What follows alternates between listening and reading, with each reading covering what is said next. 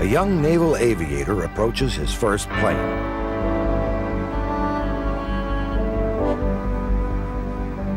The Grumman F-9 Panther.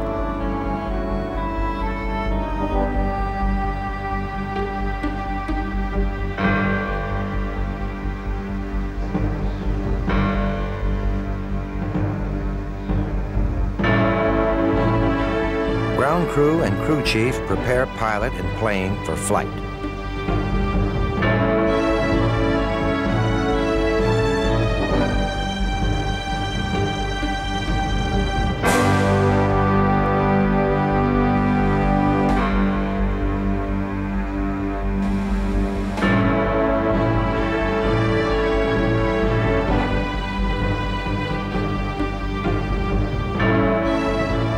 The Panther is the most modern ground attack fighter of its day.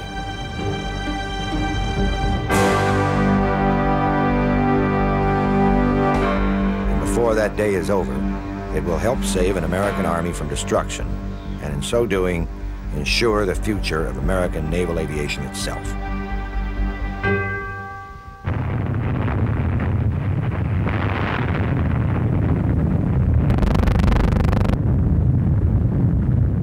Hiroshima, 1945. The destructive power of the atom brings about the end of an empire and vaults the world into the nuclear age.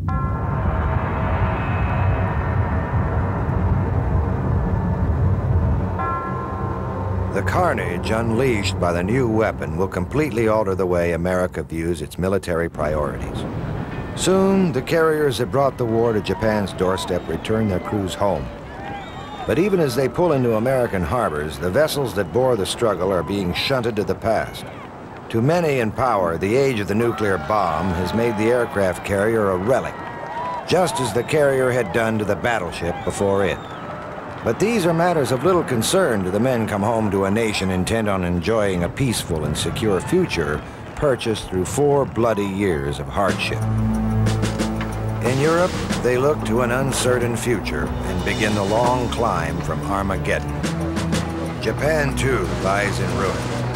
In despair, the former Axis powers and the nations they victimize look to the United States for salvation. America's answer is the $17 billion Marshall Plan. The failure of the Versailles Treaty following World War I is a potent lesson not lost on the leaders in Washington. In hopes of establishing political stability in Europe and Asia, aid pours overseas, the tab to be paid in part by money saved from drastic cuts in the nation's military. Secretary of State George C. Marshall. This is certainly not the program of a country seeking to exercise domination or to influence unduly any foreign country. The nations and political groups which have now declared their opposition to the program apparently wish to block for their own reasons the revival of Western Europe. Whether we like it or not, we find ourselves, our nation, in a world position of vast responsibility. We can act for our own good by acting for the world's good.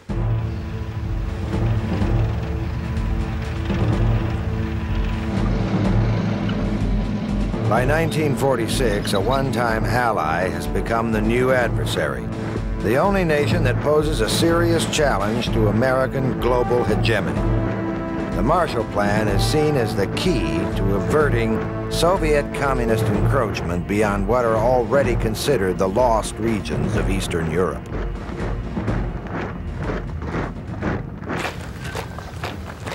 In the face of massive defense cutbacks, one service emerges fairly unscathed, the Army Air Corps.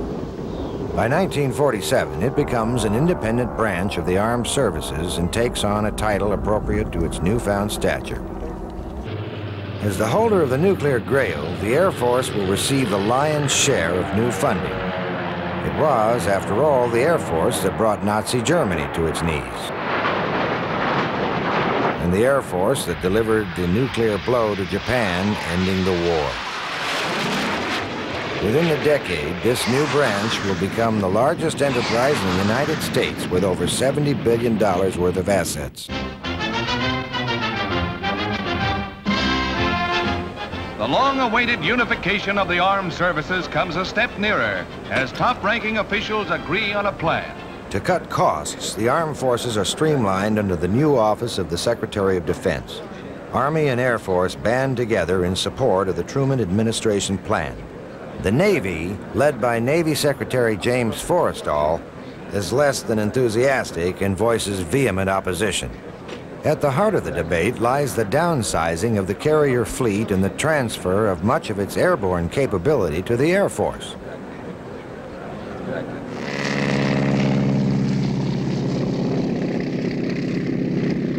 According to the other services, the age of the carrier is dead. These massive floating airstrips will be sitting ducks in the nuclear era.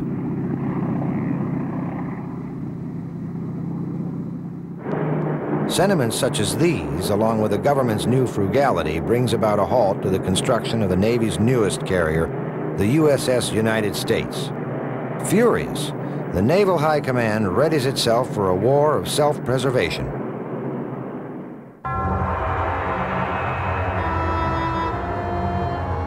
The Navy, intent on proving the critics wrong, is ready to show just how well a carrier fleet will fare in the face of nuclear attack. At a distant atoll in the Pacific called Bikini Island, they prepare a derelict fleet for the ultimate test. The Navy brass, among them Secretary Forrestal, are escorted through the vessels moored in Bikini Bay.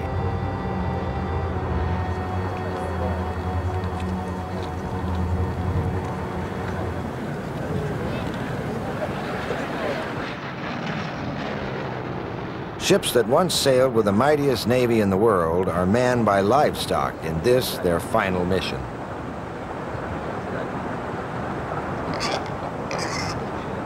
"7 miles offshore, hundreds of men, admirals and stewards alike, wait for the drop.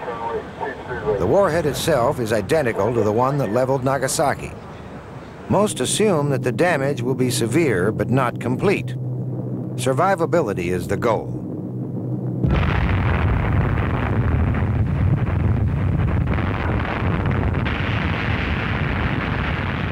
At the center of the fleet lies the aircraft carrier Saratoga, grand old fighting lady of the Pacific. Within seconds, an entire naval fleet is demolished. Those vessels left afloat are coated with radioactive spray. To the politicians holding the purse strings, the equation is simple enough. One bomb, one bomber, and an entire naval fleet lost.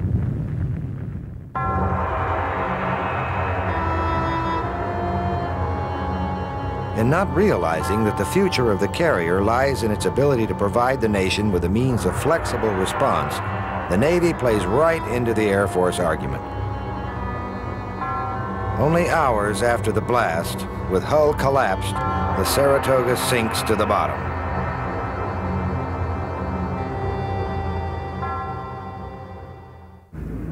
Funding becomes scarce, yet at their Bethpage, Long Island plant, Grumman Aircraft pushes ahead with its first entry into the jet age.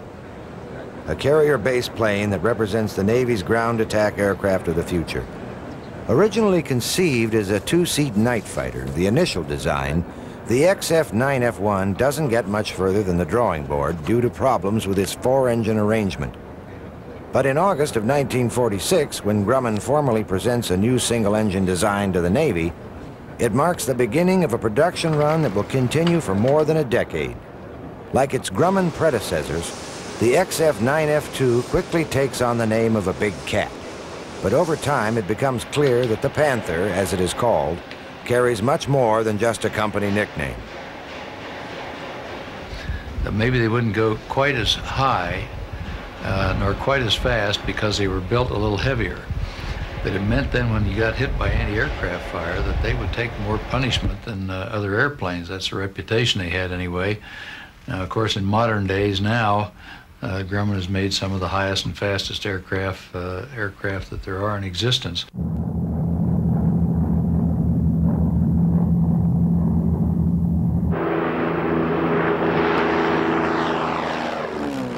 The Panther is just the latest in a line of stalwarts that included the Hellcat, the backbone of the American carrier force that crushed Japan. The Hellcat's legacy as a rugged ground attack weapon marks a path that later Grumman planes like the Panther will follow.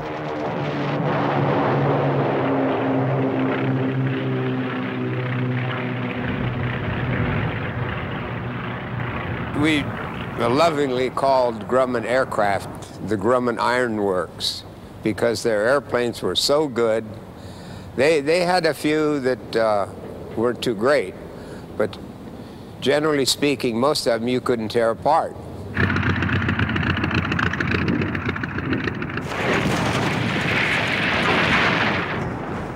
For most pilots, flying a Grumman plane from carrier to combat and back conjures up one word: survivability.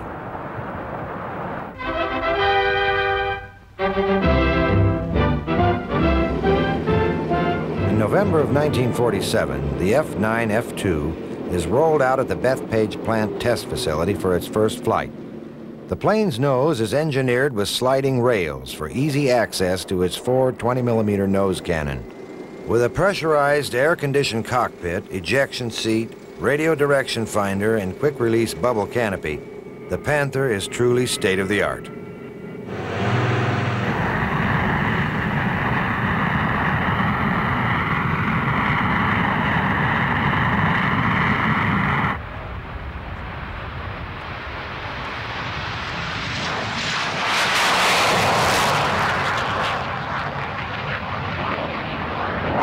From the beginning, the plane displays the great handling characteristics that will one day make it the aircraft of choice for the Navy's Blue Angel flying team.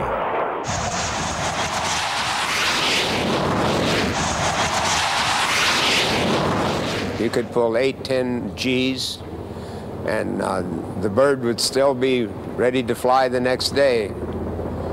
I don't think I ever saw a wrinkle in a Panther jet. If you pulled too many G's in the average airplane, the skin's going to wrinkle somewhere, but not in the Panther jet. The Panther's top speed is about 530 miles an hour at 20,000 feet. But like many early American jets, finding the power plant to reach that speed is no easy task. After struggling with a 4-engine configuration and then an underpowered Westinghouse J-30, Grumman eventually looks across the Atlantic to the Rolls-Royce Company's Neen turbojet. This engine, too, is based on the Neen. But the engineers are neither British nor American. They're Russians working on imported Neen engines, around which they'll soon build the Soviet Union's premier jet fighter of the early 1950s, the MiG-15. Soon, both MiG and Panther will become reacquainted in the skies over a distant Asian peninsula. The jet era poses many new challenges, and nowhere is this more true than in the realm of American naval aviation. Since new carriers aren't being constructed to accommodate modern aircraft, vintage vessels are refitted instead. Jet weights and landing speeds demand much sturdier carrier decks, so those still in service are strengthened and reinforced. By the late 40s, Panthers are in operation throughout the fleet. A fleet whose survival is more endangered by domestic politics than any foreign threat. In Pentagon deliberations, the Air Force lobbies for the outright elimination of all large carrier groups. Ironically, in spite of the turmoil of the time, Grumman's F-9 has become the backbone of the most modern seaborne Air Force the world has ever seen. Far to the east, events are accelerating the global antagonisms that will soon put the Panther's capability to test.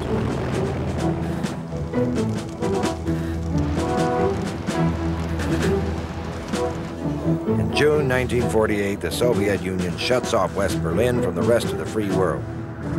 What follows are 12 months of tension in which an unyielding America refuses to let the isolated city fall into the Soviet sphere.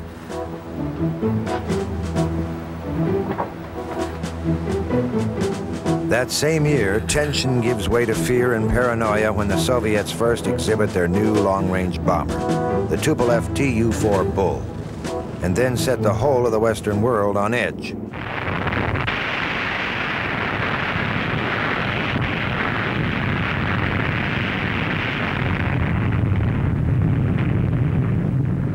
By September of 1949, America's nuclear monopoly is no more.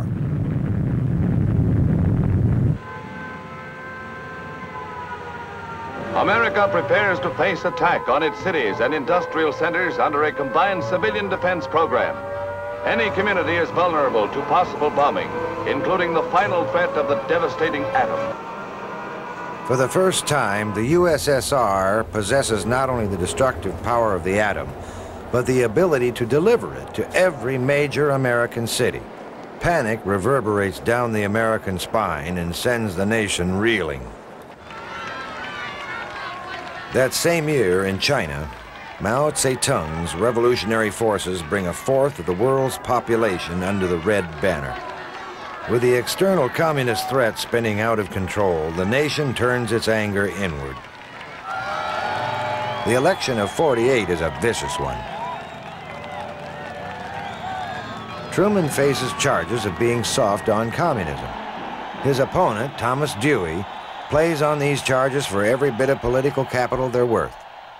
And what are we going to do about the communists here in our midst? Some people jeer at the problem, calling it a red herring. Some people get panicky about it. I don't belong to either of those groups. We must neither ignore the communists nor outlaw them. If we ignore them, we give them the cloak of immunity that they want. If we outlaw them, we give them the martyrdom that they want even more. We will, in the government we get next January, we will keep informed and we'll keep the American people informed where they are, who they are, and what they're up to. And if they or anybody else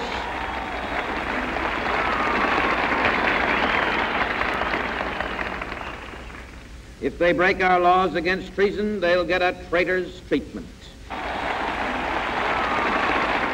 As fear of Soviet nuclear power grows, faith in traditional military priorities lessens or becomes skewed. Because of this, by 1949, the Air Force has largely won the inter-service battle. And in spite of known vulnerability to interception, its B-36 long-range bomber receives massive funding.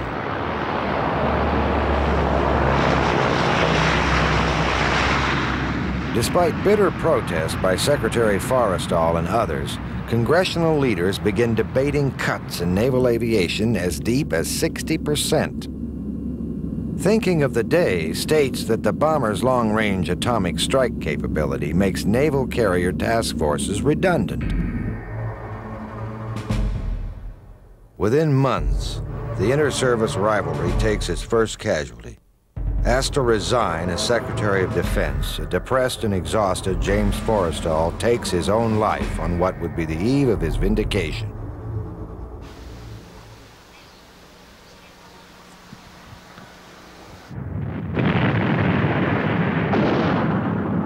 On June 25, 1950, in the backwaters of Korea, Northern dictator Kim Il-sung launches his invasion to reunify the nation by force of arms. He has tacit approval from both Moscow and Beijing. Recent pronouncements from Washington staking out the regions America considers vital exclude South Korea. It is a tragic oversight. Leaders in both Russia and China don't really expect the U.S. to intervene.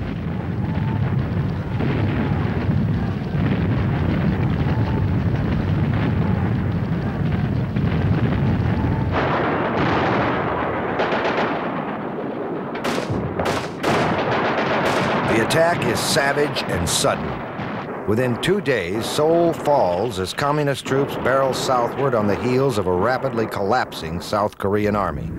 But America's reaction is swift and decisive. With UN approval, U.S. troops from the occupation forces in Japan are rushed to Korea, many in transports still coated with coal dust from the Berlin airlift. Most anticipate an easy victory against a primitive foe. But peacetime occupation duty in Japan has left the Americans soft, poorly trained, and prey to ludicrous equipment shortfalls. The first unit into battle is codenamed Task Force Smith.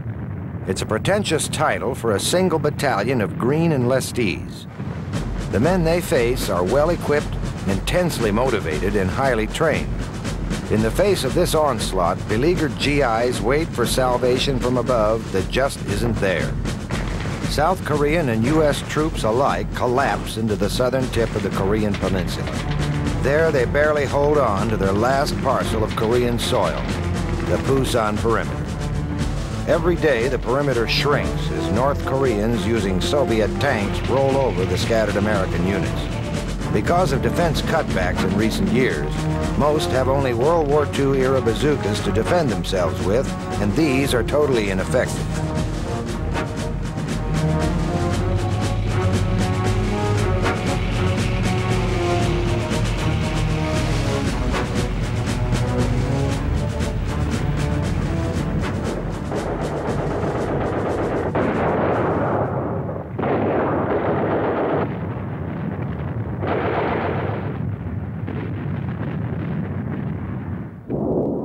Most immediate air support comes in the form of F-80 Shooting Stars and F-84 Thunderjets flying from Japan.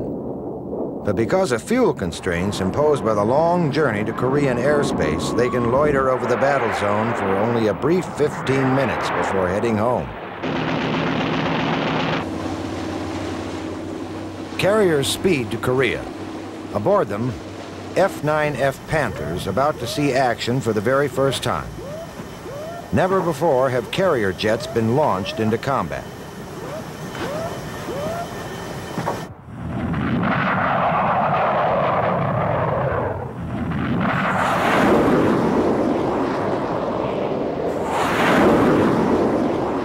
Unlike their Air Force counterparts, Navy Panthers provide sustained cover to the desperate UN troops below.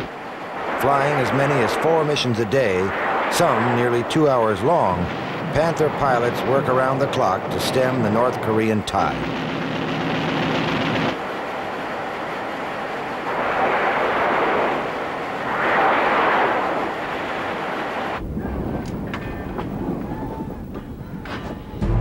At home, a severely depleted U.S. military staggers to gear up for war. Carriers long since mothballed are pulled back into service along with the planes that will fill their decks.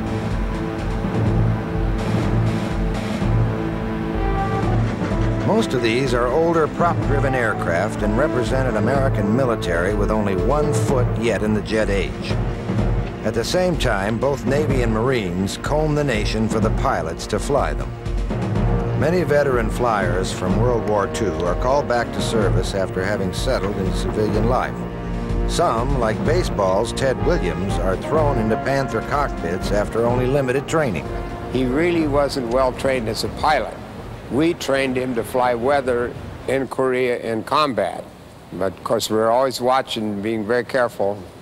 And Ted would have been an exceptionally good pilot had we had longer period to work with him. Those called back have precious few jet hours and little recent flying behind them. This rush to put older pilots into jet plane cockpits and then into the daily routine of making multiple carrier landings often stretches prudence and safety beyond reasonable limits.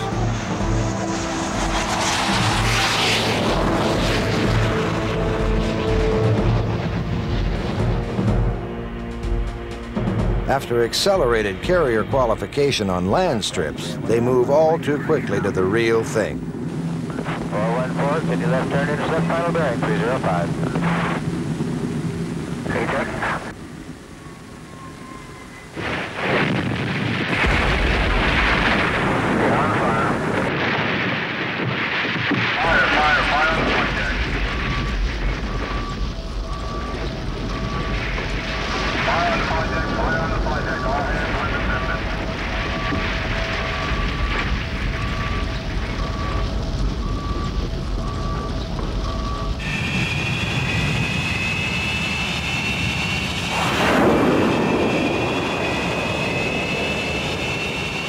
But over time, carrier launch procedure is honed to a fine craft. First, the plane handlers align the Panther on the catapult. The section leader on the port cat is wingman on the starboard. Then, wound up to full power, the pilot stiff arms the stick with his right hand and the throttle with his left. then a final salute to signal, "Let the cat fly."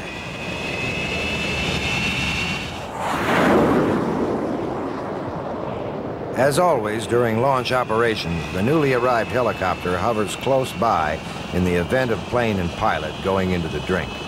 The Panther's tricycle landing gear means that it squats in a tail-low position. And at full throttle for a prolonged period, the plane has a nasty tendency to burn the caulking between the planks of the flight deck. The solution comes in the form of retractable blast boards that deflect exhaust and enable plane handlers to pass within 3 feet behind them. Upon launch, Panthers pack nearly 6,400 pounds of ordnance and fuel onto their 9,300-pound frames. This includes up to 1,000 pounds of high-explosive bombs, 760 rounds of 20-millimeter cannon shells, and over 920 gallons of fuel. With a range of nearly 1,200 miles, there is no point on the Korean Peninsula immune from attack. And with a stall speed of just 78 knots, they deliver their payloads with astounding accuracy. Diving onto target, Panthers employ brakes to smooth their descent, clearly visible here on the fuselage underside beneath the canopy. We were the heavy haulers out there, and that we're doing a lot of close air work up in front of the 1st Marine Division, in front of the Army divisions also. We did napalm. We used high-velocity aircraft rockets doing early morning road recce's way up where you'd go up in the, way up as we call it, way up in Indian country at that time, way up north, and drop down at first light in the morning and come down along the roads trying to pick up trucks or trains that hadn't gotten in yet. We used the airplane for a lot of purposes out there. We used it on, I guess, more close air support than anything else. We worked in very, very close in front of our own troops, and that's very exacting work.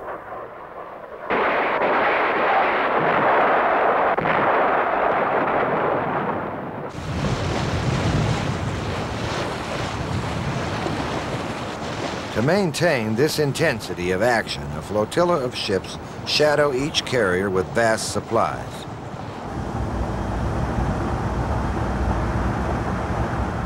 Each of these floating air bases needs replenishment about once every 3 days.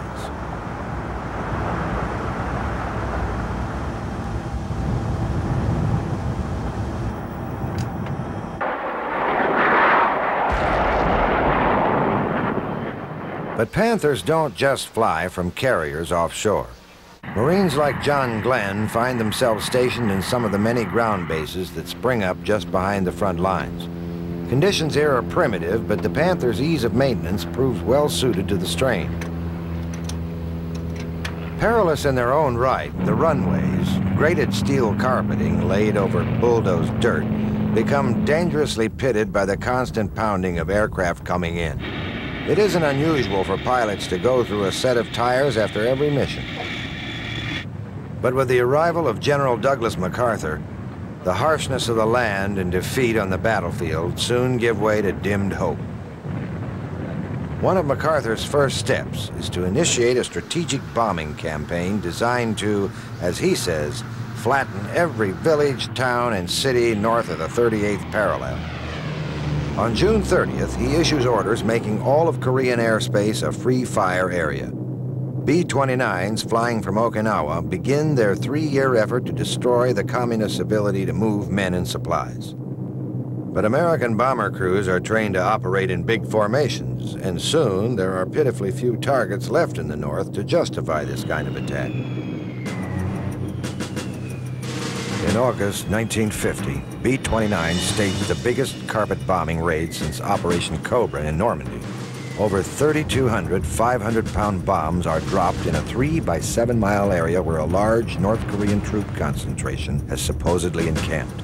Intelligence photos later reveal there are no enemy troops even there.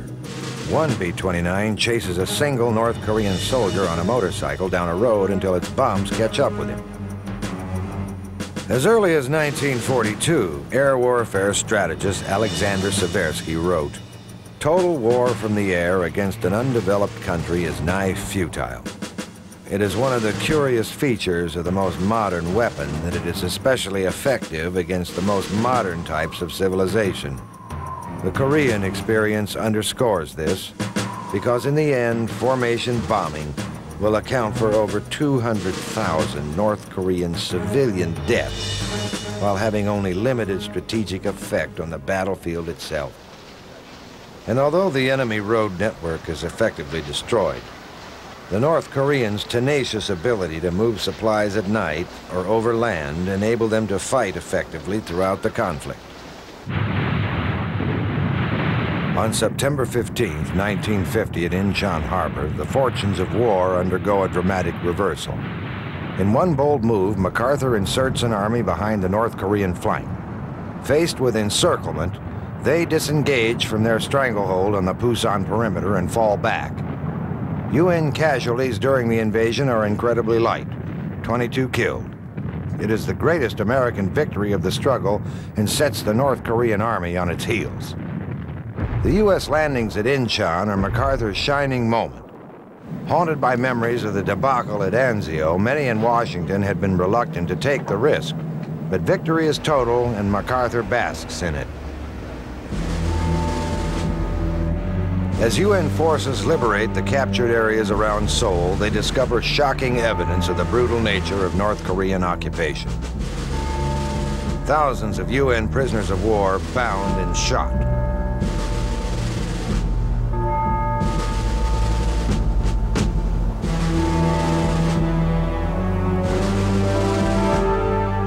Many more South Korean civilians, deemed unsympathetic by their communist overlords, murdered and buried in shallow mass graves.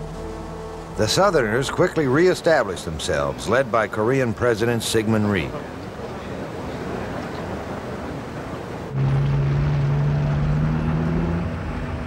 But in reality, although freer than the North, South Korea too is autocratic and Rhee himself a dictator. And as Seoul is reoccupied, thousands of citizens suspected of communist sympathies, or simply in Rhee's way, are marched off to summary imprisonment and execution.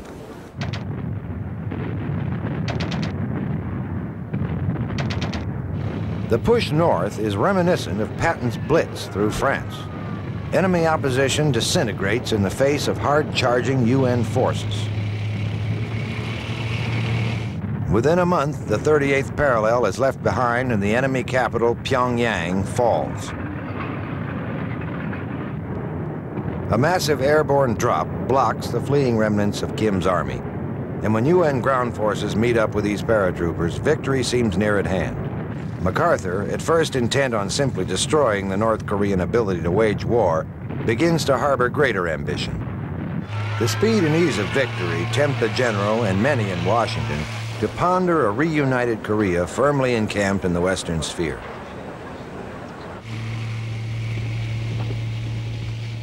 But as UN forces press ever northward, appearing among the many prisoners taken are sporadic numbers of what appear to be Chinese regulars. Incredibly, the High Command dismisses their presence as unimportant.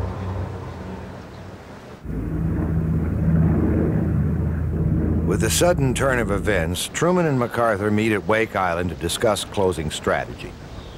When asked about the Chinese troops rumored to be massing across the Yalu River, MacArthur assures Truman that even if the Chinese do attack, American air power can readily destroy the bridges and forward Chinese bases imperative to a successful offensive. Truman directs his field commander not to push too far.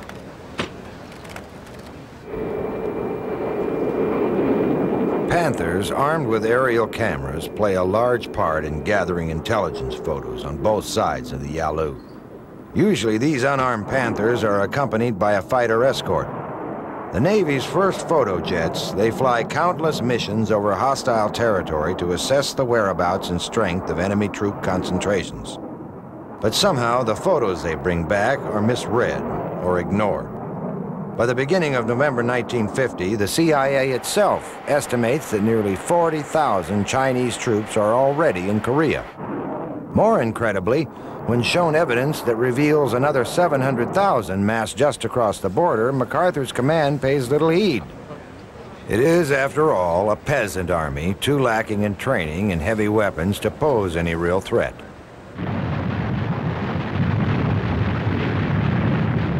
November 1st, 1950. In the early morning hours, 250,000 Chinese troops swarm across the Korean border. All along the line, UN forces are overwhelmed by the sheer mass of the assault. For America, the Chinese invasion melds easily into the larger specter of the struggle against world communism.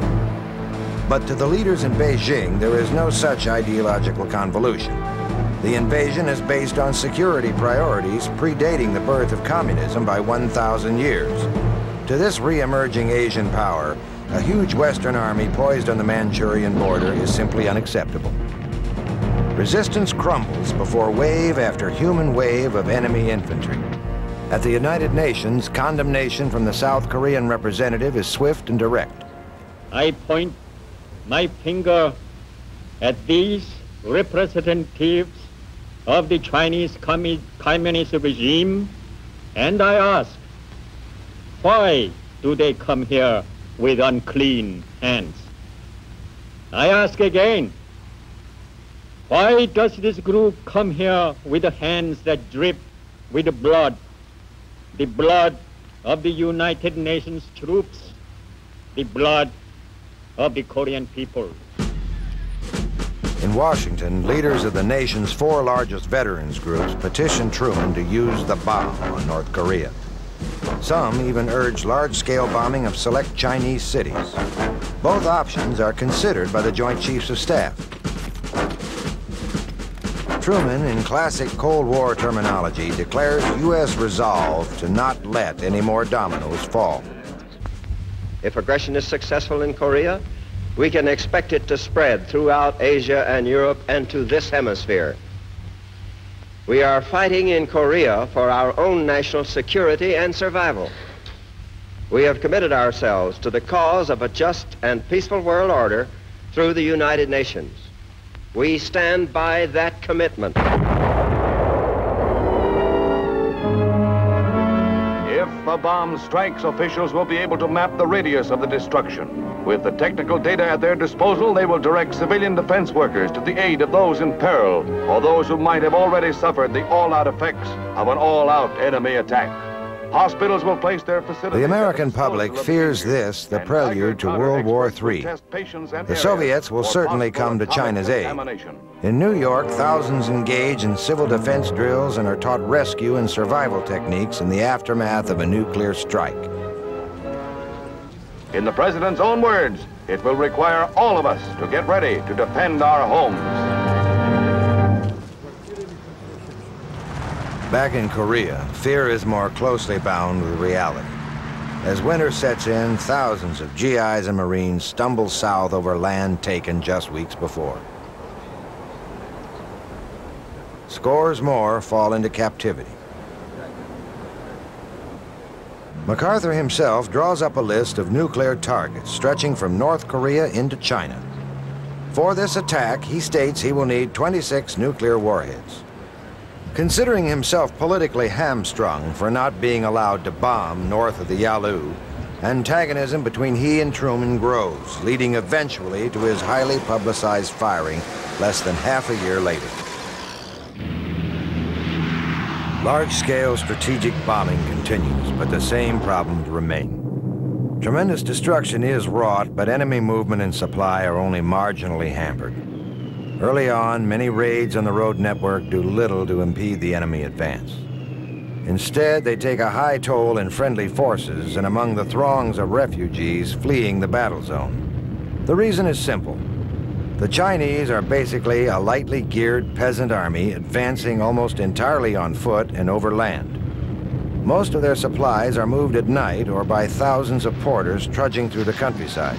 Making matters worse, their transport needs are widely inflated by intelligence officers used to American divisions that consume 600 tons of supplies a day. Chinese divisions get by on 50.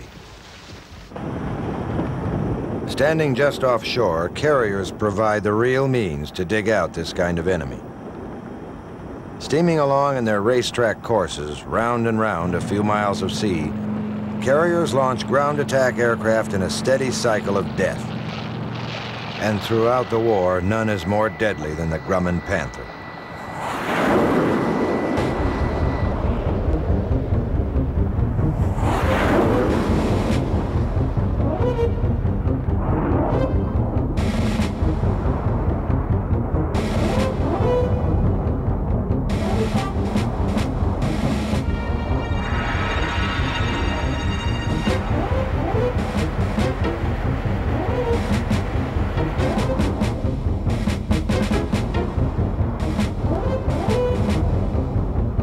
During the first 6 months of the conflict, American air superiority reigns unchallenged.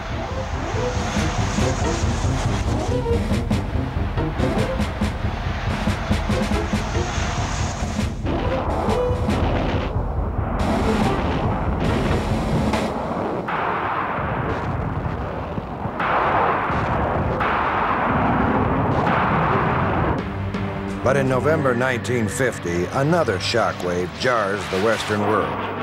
The arrival of an aircraft for which the Panther is no match. And when they begin to chew up the B-29 formations operating there, America looks desperately for an answer. When the first MiG-15 jet fighters appear in the skies over Korea, they display a technological prowess none thought possible of the communist world. The initial 50 MiGs deployed quickly grow to 450, flown mostly by Chinese and Soviet pilots operating from political havens behind the Yalu River. Before war's end, that number nearly doubles. 1 month later, the U.S. response arrives, the Air Force F-86 Sabre. And although chronic shortages mean there are never more than 150 in Korea at any given time, the matter of air superiority is never again in question. After I had finished my Marine missions flying the F-9s, they had one position they kept for one spot in each Air Force squadron that they kept for a Marine pilot, because the Marines had worked out an arrangement. They wanted to get some of our pilots some air-to-air experience. It was great. It was really a different kind of flying that I've been doing in the Panther, down doing close air support and down trying to dig them out down close to the ground. And this, of course, was flying up 35,000, 40,000 feet. Tiger lead, Tiger 2 here. I got a couple of guys out there. One around at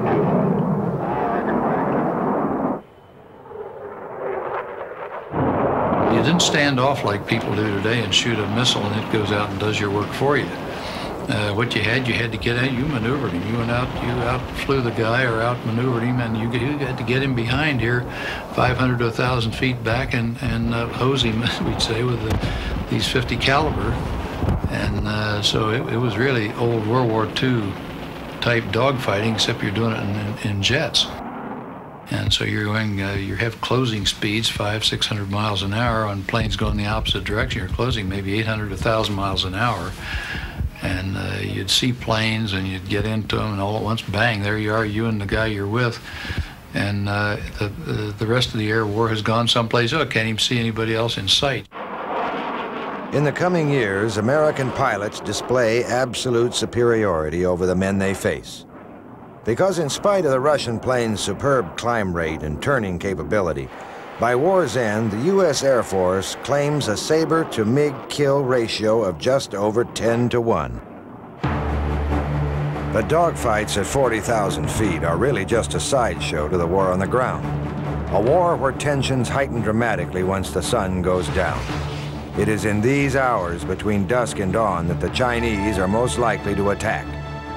Originally intended as a night fighter, the Panther is well suited to operating after sundown. And although that role is eventually co-opted by other aircraft, many Panther missions are carried out at night. We used to go up with 2 planes and keep them over the front lines, being controlled with a special type Marine Corps ground radar. And we would, they would give a signal to drop, say, 25, 30,000 feet. Those were enjoyable flights, from my point of view, because there were very few other people up there in the black of night, because they didn't have a very fine control system. So we were all on our own, and of course with an airplane like that you had the ultimate and trust in, it was enjoyable flying that bird at night. Returning from these missions and finding their carrier on a vast ocean in the black of night is, as naval aviators say, like finding a postage stamp in a darkened room. And finding it is only half the challenge. You're going to have to check your lineup all the way down. We still have a slight starboard crosswind. All right, you're 112 with a ball, 35 Demon. Roger, you're looking pretty good right now. You're decelling, a little bit of power, and you're going low. Let's get up on the main ball, you're low. 505 at 800 CU, can I go down to 600? Check your lineup. Hold it up. Power. Power. Check your lineup. Hold it up. Power. Power. Power.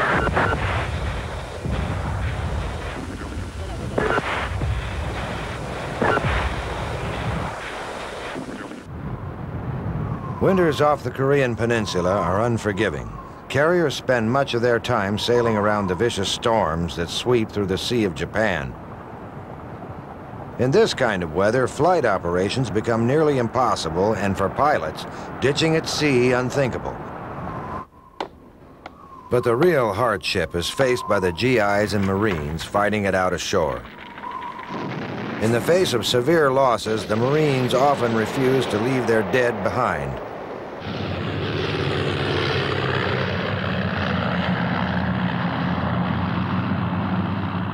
Units cut off look to the air for resupply and stubbornly fight on, stalling the Chinese advance.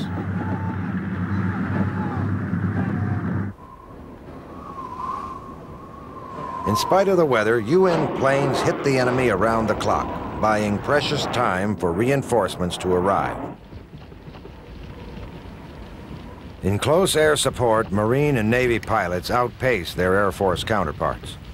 The Marine ground troops and the men in the air benefit from an organic support system developed over years of cooperation since the island-hopping campaigns of World War II. Many Army commanders openly state their preference for Navy or Marine air support over their Air Force counterparts.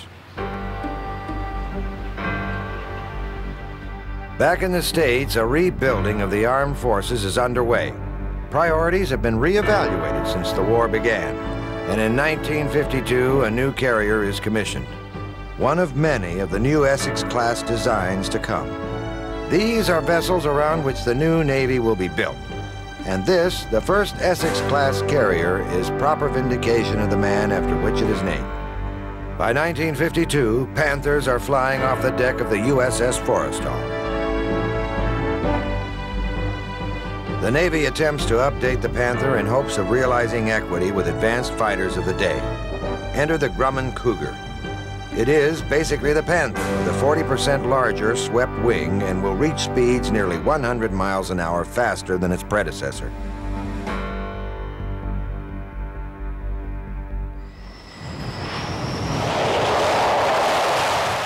Some survived to fly as reconnaissance planes in the war in Vietnam.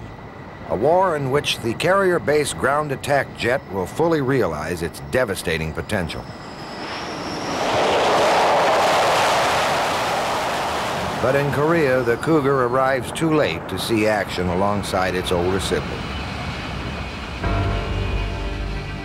By 1953, as war's end nears, Panthers have flown nearly 78,000 missions. A Navy jet conceived in an era when naval aviation was being given its last rites. The Panther helps enable the carrier task force to outlast its critics and resurrect itself in the waters off of Korea.